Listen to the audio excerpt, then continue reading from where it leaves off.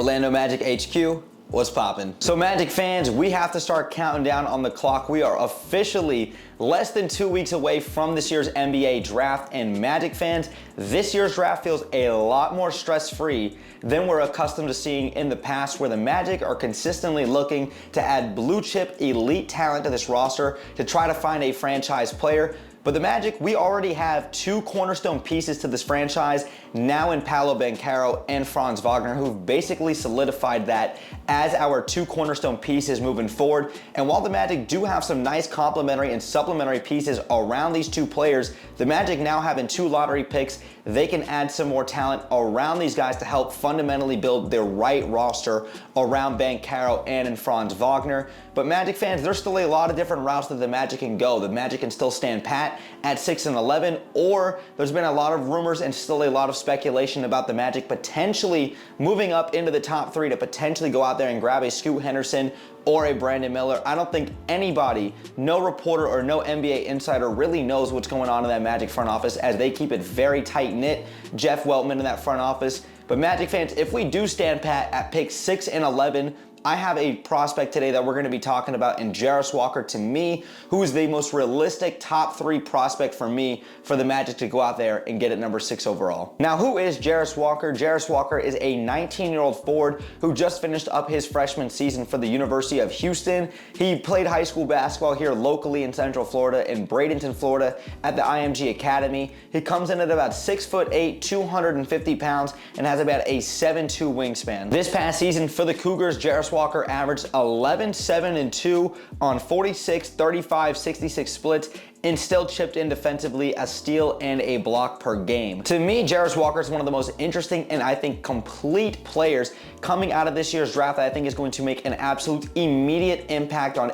any team that he gets drafted to, and I really want this guy in Orlando. Let's actually talk about Jarace Walker and some of his strengths that he brings to the table. So let's start on the offensive side of the ball, and Jarace Walker offensively is an extremely physical and dominant player, and I think he's a force deep down low in the paint. This guy's a great roll man, consistently can finish through contact with layups, dunks. He has a great interior post game. He's great with his fadeaways. He has a great floater, and he does a very good job of consistently finding himself underneath the rim in order to put himself in a position to make a play. On the glass, I think Jarace Walker is a terrific player. While the 7 rebounds may not stand out to you all that much, Jarace Walker is extremely physical down low when it comes to fighting for offensive boards. He will consistently box out, and he will hustle for those balls. Continuing to talk more about his strength offensively and his offensive arsenal, I think he's got great footwork, especially when you talk about his sidestep when going towards the rim.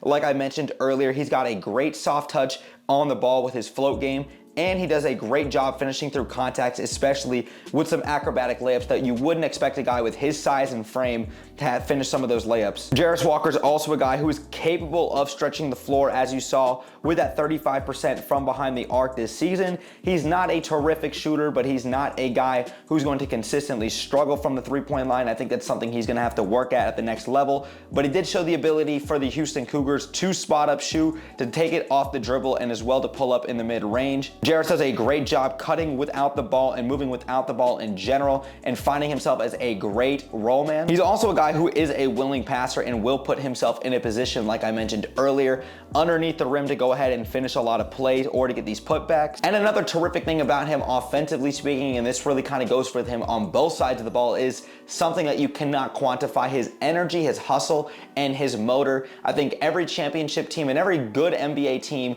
needs a guy like a Jarace Walker who's going to be a great dog. He's a very versatile guy, and he's a guy who's going to give you 110% on every single play. Now, talking about Jarace Walker and some of his strengths defensively, what he can bring to the table, I think he's a terrific defender and a guy who's extremely versatile. He might be the best defender in this year's draft class when you just talk about straight versatility. We all know Victor Wembanyama, who's going to go number 1 overall, can obviously be a defensive presence. His presence, let alone in the paint, is already defense, but what Jarace Walker could do with his ability to switch 1 through 5 really fit that modern big on both sides of the ball, offensively and defensively speaking. He's a guy who can put the ball on the floor. He's a guy who can go out and guard the perimeter, and while he may be undersized at 6'8", he can hold his own with his physical strength and his lower body strength on these bigger guys who are 7 foot plus. I think he's gonna be a terrific defender on the perimeter, a guy who can switch versatility, and he can also guard on the interior. He did a great job this past season,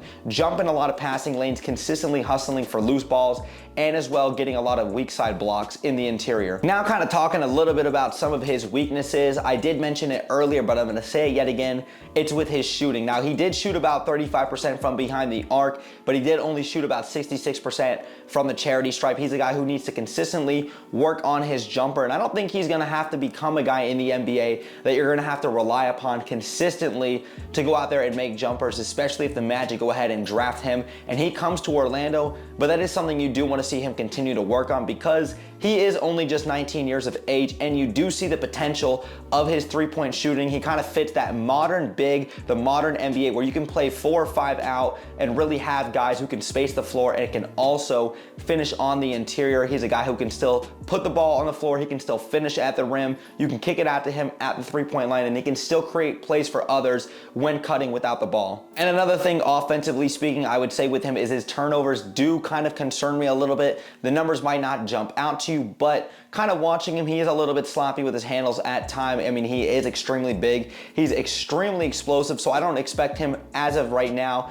to have perfect handles, but I do think if he can tighten that up, especially at the next level where obviously the game is going to become a lot more faster to him, he's gonna have to tighten up on those handles, especially when he's driving on the interior, but that'll come with time. He definitely needs to tighten that up a little bit though. And while overall he does have some weaknesses, when you talk about his handle, you do talk about his consistent shooting, which does need to be worked on. I think overall, when you look at him as an overall prospect, what he can bring to the table, not just day one, but his absolute peak ceiling, there's a lot more you gotta like about Jarace Walker than his weaknesses, and I think you can really overshadow and overlook those, because those are things that can come with time, and those are things that you can teach and he can learn and grow with in the NBA game, especially if the Magic continue to develop this young talent. But really getting into my final verdict with Jarace Walker, this is a guy I'm absolutely excited about. I want him in Orlando. We've talked about Grady Dick on the channel. We've talked about Cam Whitmore.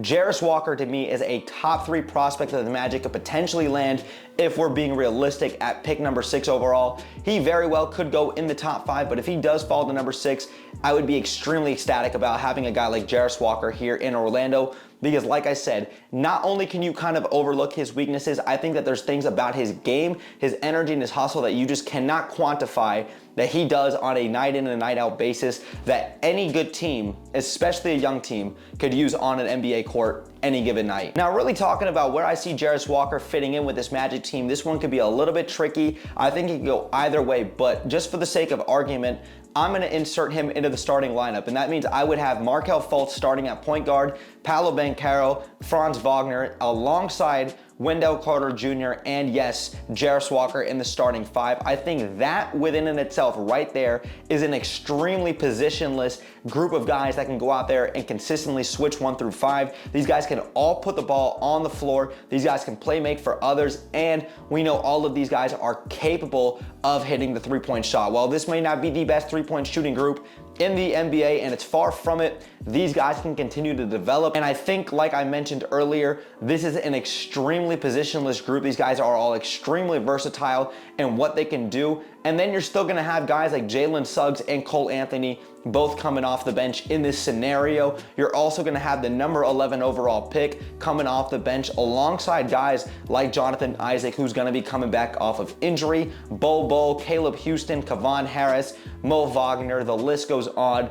There's still a lot of depth and a lot of things that you would really like about this roster. And if you want to have Jarace Walker coming off the bench to really begin the year until he kind of gets his groove and his footing into the NBA game, and you still want to have a backcourt of Markelle Fultz and Jalen Suggs, I wouldn't argue with you on that either. I just think overall what he can bring to the table day one with his energy, his hustle, and the way that he can be a dominant force in the NBA really in day one, I see this guy having all NBA defense consistently multiple times in his career. He might become the best defender in this year's NBA draft overall when you look at his versatility, and he's only going to continue to get better with his shooting. He's only going to continue to get better with his handle, and he's going to continuously get better with everything that comes along with the NBA game. And to me, he reminds me a lot of Paul Millsap back in his days in Utah, or even if you want to go back to his days in Atlanta, when Atlanta was running this team with Al Horford, Jeff Teague, Paul Millsap, Kyle Korver, the list goes on.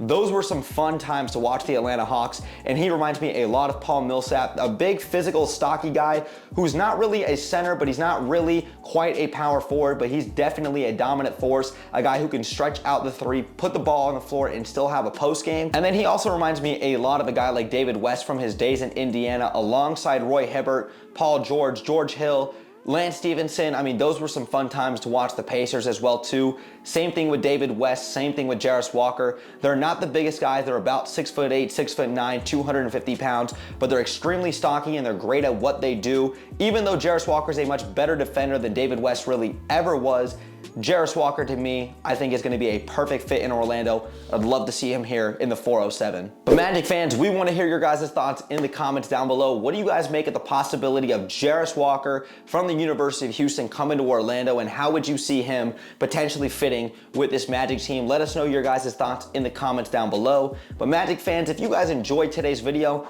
make sure you guys go ahead and drop me a thumbs up. It takes 1 second and it helps me and the channel out tremendously. Make sure you guys also go ahead and hit that subscribe bell to stay tuned for more Magic content that I do here on YouTube. And Magic fans, make sure you guys also go ahead and follow me and OrlandoMagicHQ on all of our socials, especially on Twitter. We're both very active and we're on there every single day. The link tree will be in the description down below, so you guys can go ahead and check that out. But Magic fans, thanks again for sticking around throughout the whole video. Brett James, aka BJ, I'm out, y'all. Go Magic, baby. Peace.